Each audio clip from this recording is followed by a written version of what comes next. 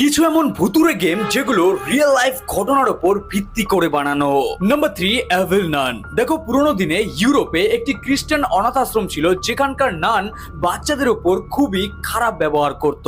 সে অনেককে ধরে মারতো, ঘরের দরজা বন্ধ করে রাখতো, এমনকি কয়েক সপ্তাহ পর্যন্ত তাদের খাবারও দিত না। কিন্তু যখন ধীরে ধীরে এই অনাথ আশ্রমের বাচ্চা গায়েব হতে শুরু করে, তখন জানা যায় রাতের বেলায় এই নান তাদেরকে মেরে মাটির নিচে পুঁতে রাখতো।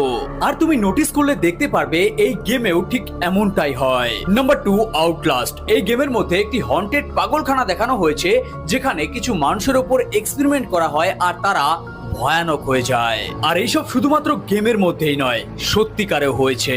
দেখো, ওয়ার্ল্ড ওয়ারের সময় রাশিয়া আর ইউএসএ মিলে একটি জায়গা তৈরি করে যেখানে তারা পাগল লোক আর কিছু ক্রিমিনালদের নিয়ে ভয়ানক এক্সপেরিমেন্ট করত। Number 1, granny. রাশিয়ার একটি শুনশান গ্রামের মধ্যে একটি বৃদ্ধ মহিলার বাড়ি ছিল।